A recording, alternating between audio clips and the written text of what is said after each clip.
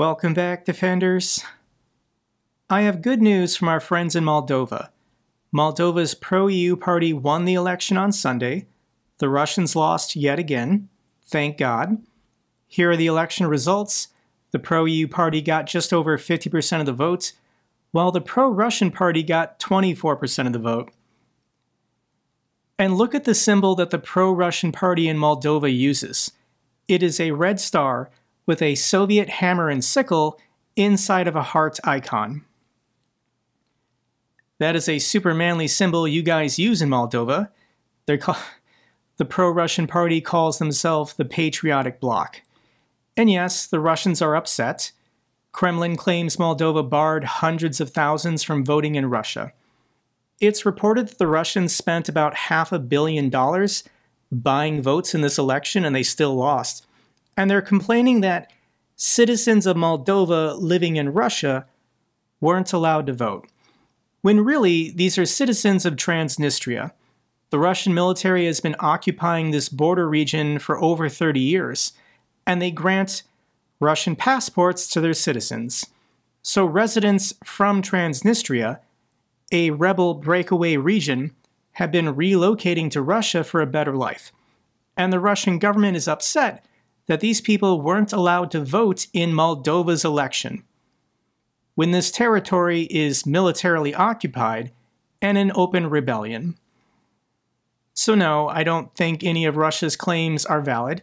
The real people of Moldova, they want peace, they want prosperity, they want to join the European Union, and now they get to. Here's the Polish Prime Minister.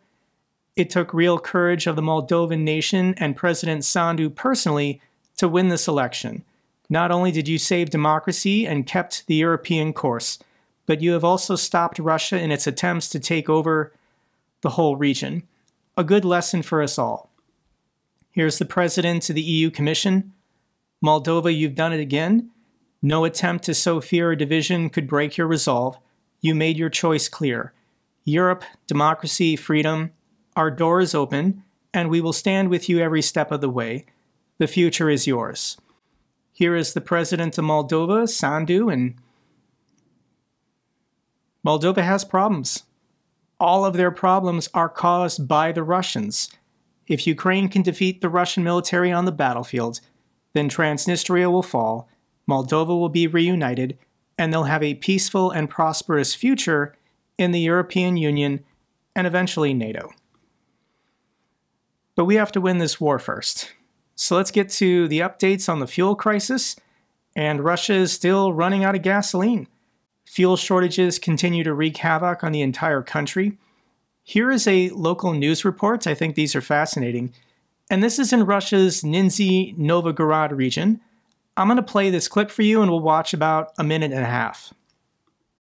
Перебои с бензином продолжаются в Нижегородской области. Вчера мы показывали репортаж из Перевозского района, где школьники даже не пошли в школы, так как школьные автобусы нечем было заправить.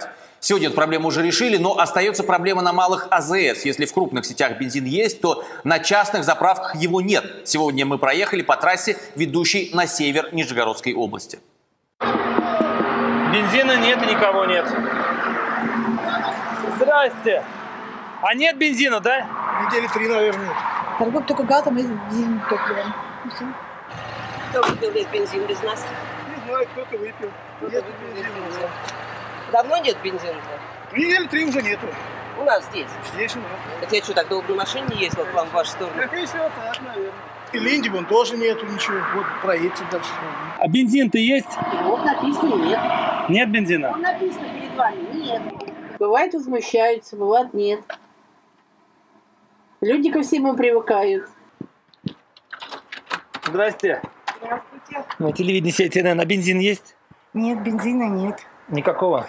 Ну, бензин есть у нас, но для организаций. То есть для медицинских служб?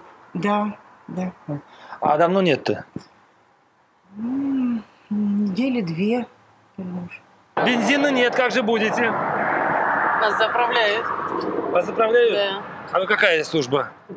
This is an interesting statistic, but 67% of gas stations in Russia are privately owned, and they cover a vast part of the country. There are reports that now that these gas stations are not being resupplied, they're just closing entirely. They weren't really operating at much of a profit to begin with, and now with fuel shortages, they're just going to close down. I think this is fascinating that in this video, this woman is wearing a shirt that says California. But they're saying that some of these gas stations have a small reserve and only basically ambulances or fire trucks or police officers are allowed to buy fuel now from these gas stations. But the situation in Crimea is probably the worst in the country now. Russian-controlled Crimea rations gasoline as the fuel crisis deepens. This is the governor of Crimea, and if you saw my last video, in my last video he was promising everything for 95 gasoline would be resolved in 2 days, and everything for 92 gasoline would be resolved within 2 weeks. Well, he's adjusting that proclamation, and this is what he's saying. Dear colleagues, dear Crimeans, I want to say a few words regarding the fuel shortage. The situation is under control, and we are operating in manual mode. Starting today at 3 p.m., there will be a limit of 30 liters per person. We will coordinate this at all gas stations without exception. I ask all Crimeans to be patient. We are currently in a situation where it is objectively not possible to quickly change the situation. But, as we said, we have just recently sorted out the main logistics issues regarding 95 gasoline. If there is no panic buying, we will get through this stage without major losses. What do you guys think? Will there be panic buying now that more Russians know there's a shortage? And these are the reports we're now getting. Russians siphoning out gasoline from parked cars. Any parked car. Russians have figured it out that if they just steal gasoline, they can use it for themselves, or they can sell it on the black market for a huge profit.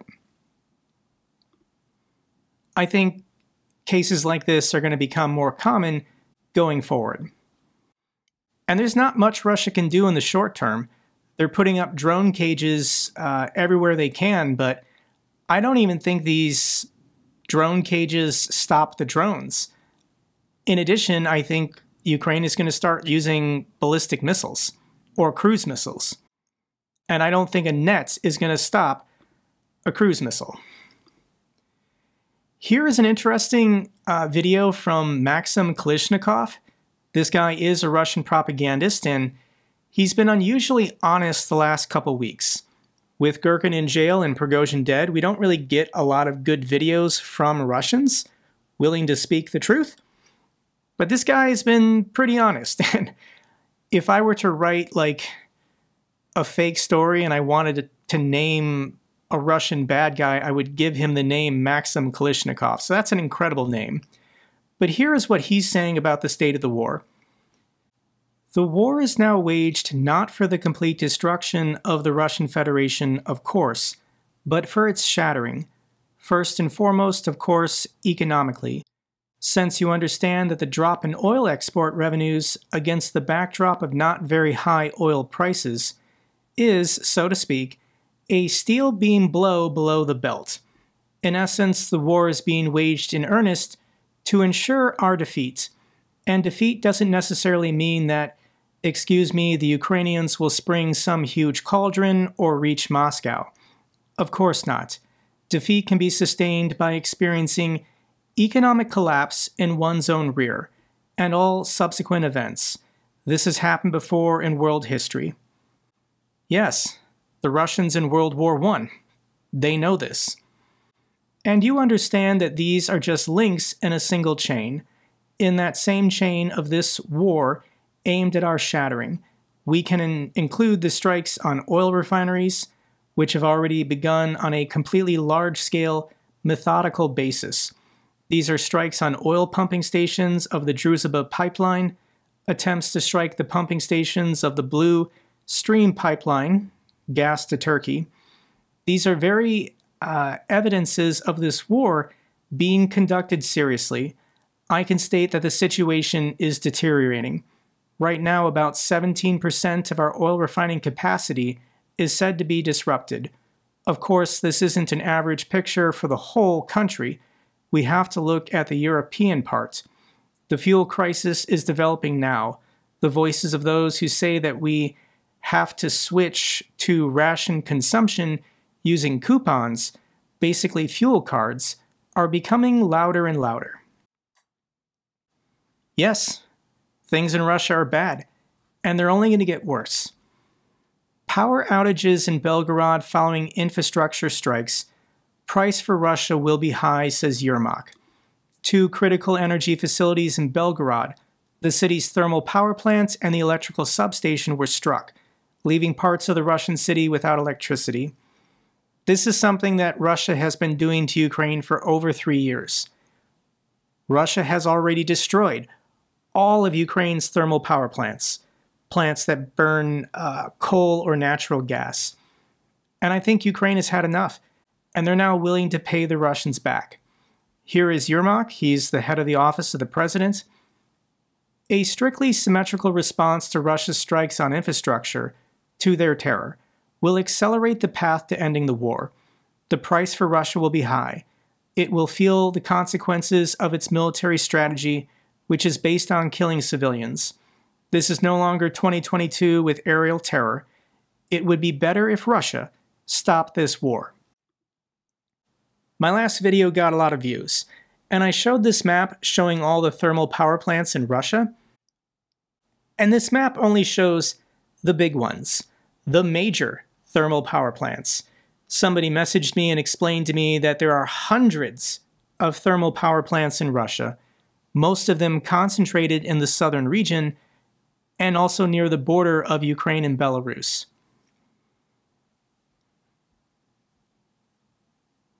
Russia's going to have a very difficult and cold winter if they do not stop this war, because Ukraine is serious about using their own domestically produced drones and missiles to start taking all these thermal power plants offline. Russia will go dark by this winter if they do not stop this war. German staff confirms Ukrainian Neptune hits Russian plants in Bryansk Oblast at a distance of 240. The Russians have been screaming HIMARS, HIMARS, because they don't believe that Ukraine has this capability. But they do. They have converted Neptune missiles.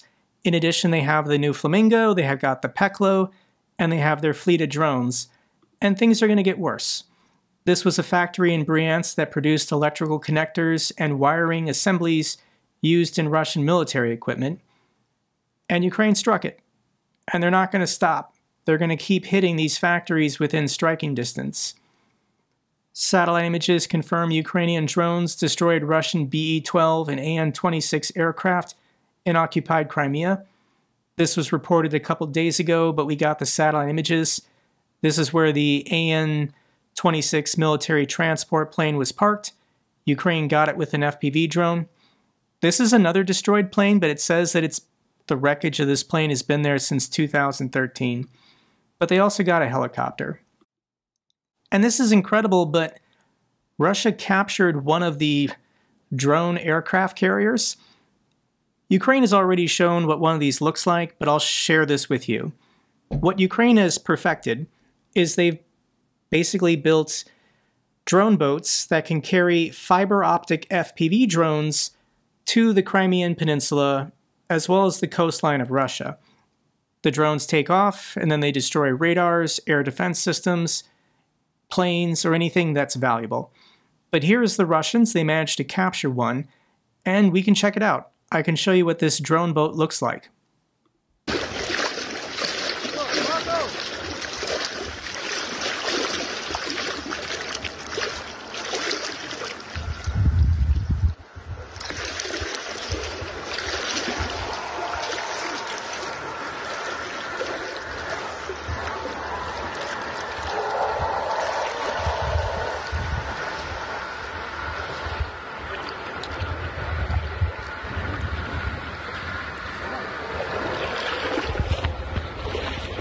О, какой бед.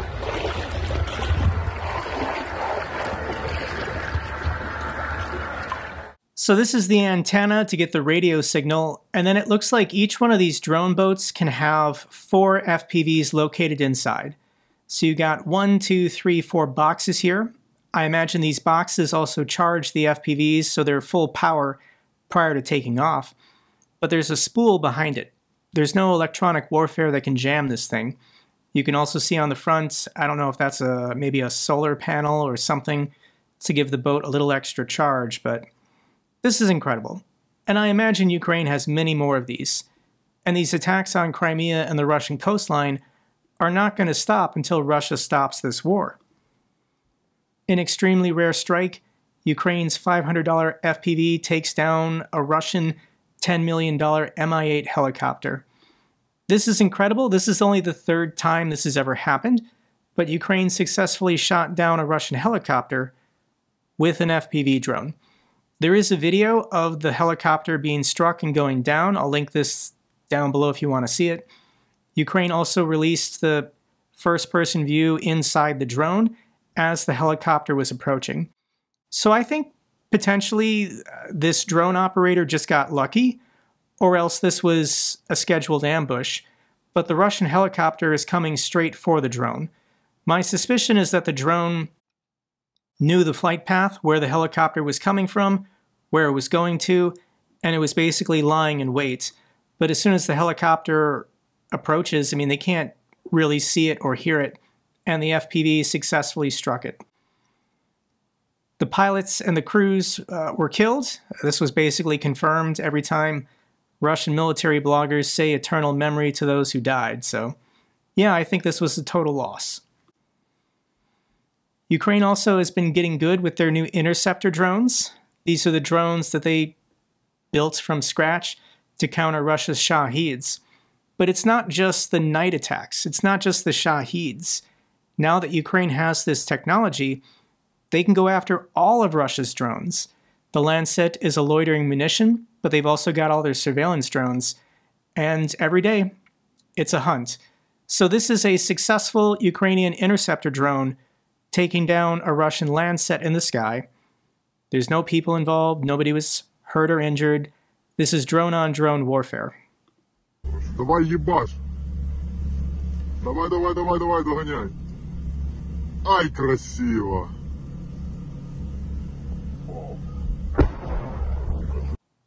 It's pretty cool. I like it. 2 legendary Russian $15 million thermobaric rocket launchers were destroyed by Ukrainian FPV drones.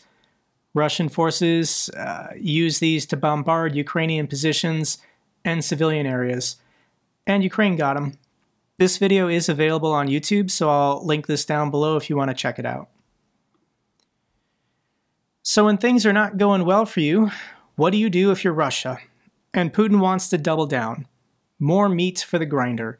Putin orders highest fall conscription target in 9 years. Putin put out the order for the Russian military to conscript 135,000 Russian men between October 1st and December 31st. So these are conscripts. They're basically not paid anything. This is a mandatory 1-year service, and these men are not supposed to be used or sent to Ukraine. Only contract soldiers and reservists are supposed to go to Ukraine. But what Russia does is once they get these 135,000 men into the military, they then pressure them to sign a contract. They tell them, you're not making any money. I think conscripts are only paid like $100 a month. So, if you sign a contract, you'll be taken care of. You'll be making $2,000 a month. And then they're sent to Ukraine and they're killed. If their 1-year conscription service is up, when their service is up, they're also pressured again to sign a contract, and they try to convert this 135 from being conscripts into contract soldiers. But this is what awaits every Russian man who goes to the occupied territories. I obviously can't show you videos of bodies or violence, but I'm going to try and show you this. This is just a typical road in the occupied territories. For Russian soldiers to get to the front lines, to get supplies, they have to go through hundreds of kilometers of destroyed buildings and cities and roads. And this is so dystopian. It just looks and feels like Mad Max. So these are 2 Russians on motorcycles, and let me give you a glimpse of what the occupied territories look like now.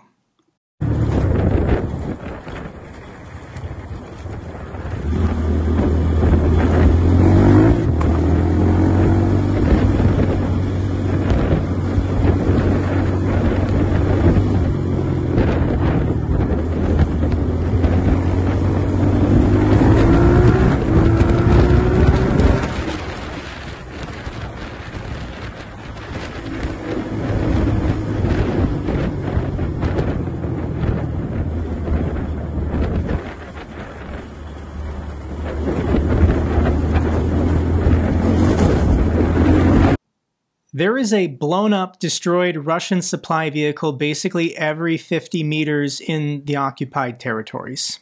It would take special equipment to tow or drag these back to an area to be recycled. But this is what you're seeing.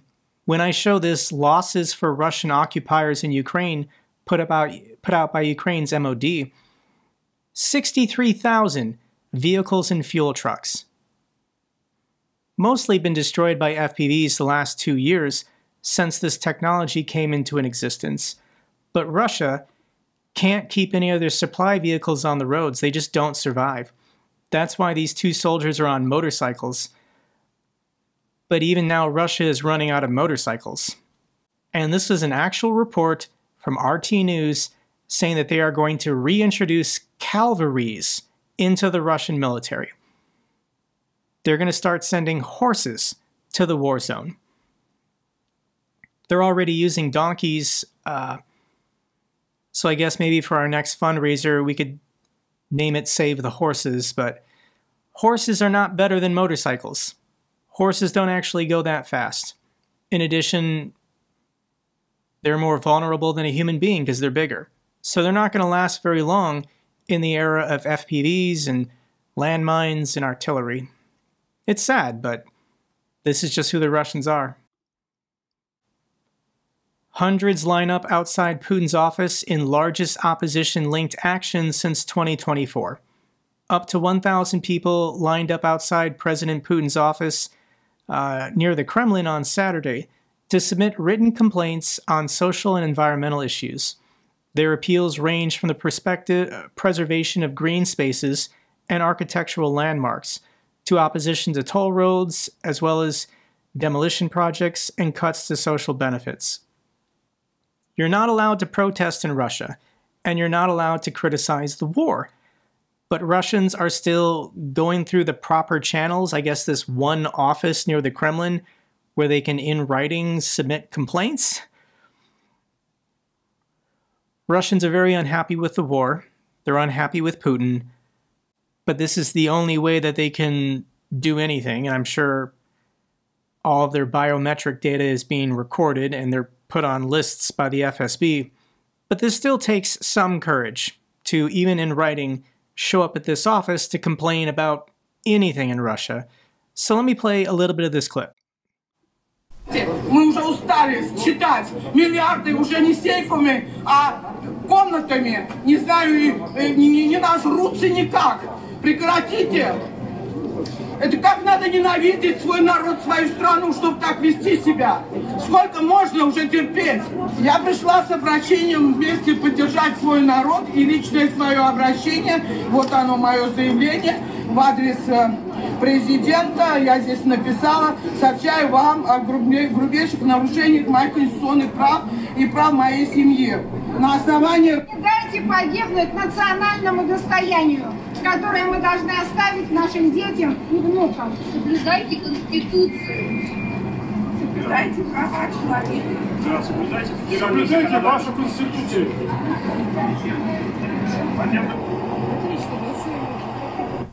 They're not protesting the war. They can't do that without being arrested. They're talking about other domestic issues, but this isn't quite the revolution that we need.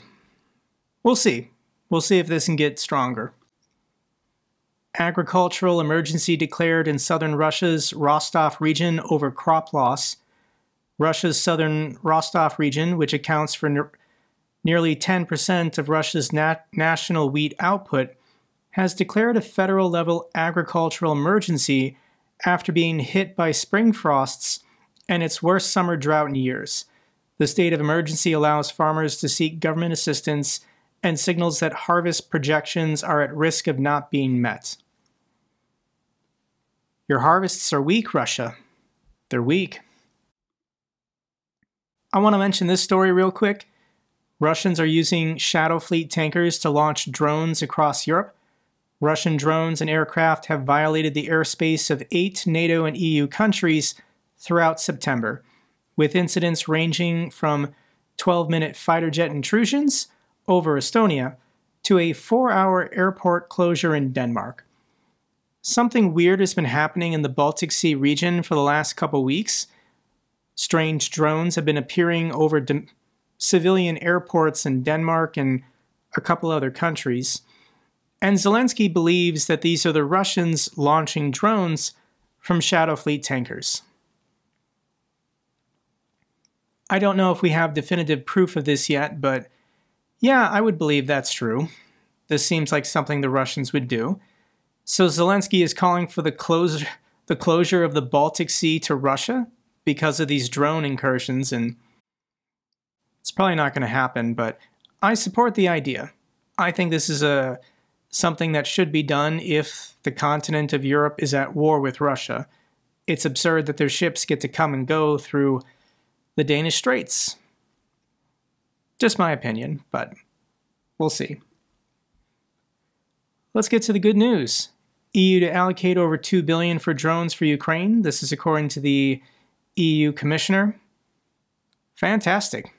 Can never get enough drones. Germany to send 2 more Patriots to Kyiv by the end of the year. This was confirmed by the German defense minister. These were announced last fall, but they are going to be supposedly delivered before the end of the year. Thank you so much to Germany, and thank you so much to Norway. You're the 2 nations that made this happen. Estonia to provide $11 million for initiative to purchase U.S. weapons for Ukraine. This is the new Pearl initiative, and not every European country is participating. They would rather domestically buy their own weapons, but somebody has to kick in to buy Gimler's rounds and Patriot missiles and artillery shells. So thank you so much to every country who's purchased American weapons for Ukraine. This final video is crazy, also sad. This was a residential neighborhood in Ukraine that the Russians targeted 3 nights ago. But this vehicle was completely smashed in this drone and missile attack. But the owner of the vehicle decided to start it up.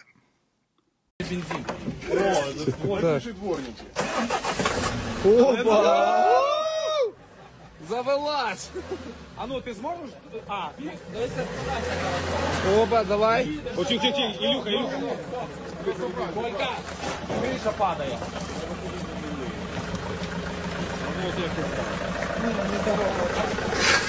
Опа! The car was seen driving on the streets of Kyiv. Despite what the Russians did to it, the car was still able to operate and drive around. Pretty incredible. That's all for this update video. Glory to Ukraine, glory to the heroes. If you found this video informative, give me a thumbs up. Best way to support the channel. Comments and questions, let me know down below. I love hearing from you guys. Till the next video, keep defending the truth, keep defending democracy.